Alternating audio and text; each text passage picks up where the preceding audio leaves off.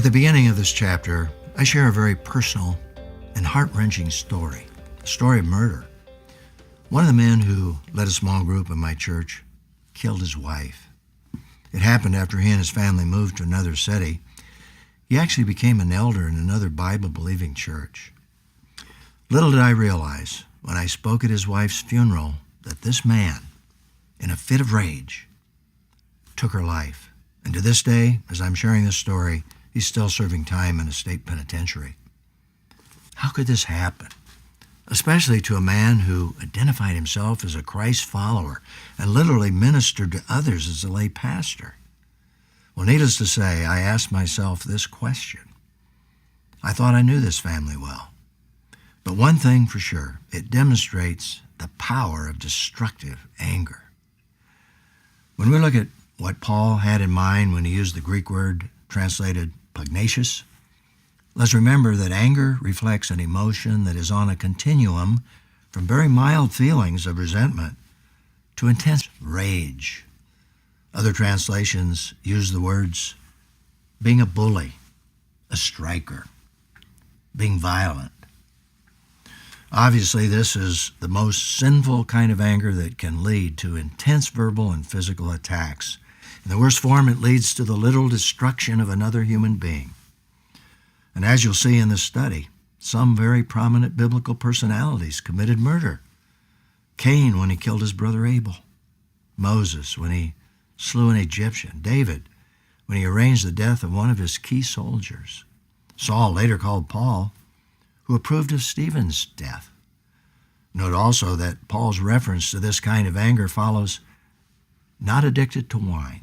In both 1 Timothy and Titus, this clearly demonstrates that this kind of destructive behavior is often related to alcohol consumption that impairs the mind, that impairs the conscience. Let me share another tragic story. I know of a young man who, while drunk, shot and killed someone. Though the man he killed was having an adulterous relationship with his wife, he lost total control of his anger. Today, he's in prison for murder.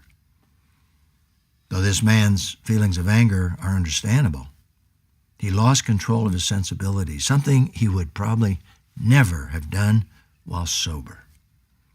At this point, let me caution all of us not to conclude that a discussion of this kind of intense anger doesn't apply to each one of us. There are men who claim to be followers of Christ who would never strike their children or their wives, or any other human being. However, they strike out with words that are humiliating, emotionally destructive, and create such psychological trauma that it actually leads to physical trauma. We must remember that the mind and the body are connected. But there are other men who claim to be Christians who also strike out physically, some rationalizing that they're being biblical in the way they discipline their children. But in reality, they're just displacing their own angry feelings on their children. In these cases, it often leaves physical bruises and other injuries, and it always leaves deep emotional wounds, which in turn also impacts our bodies. Solomon made this clear in one of his Proverbs. A joyful heart is good medicine, but a broken spirit dries up the bones. Let me be honest. This kind of discipline is abuse, pure and simple, and in violation of the will of God.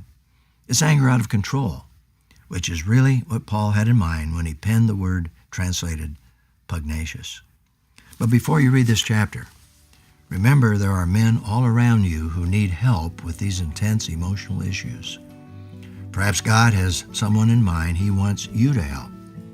Hopefully, this chapter will help you to help them. God bless.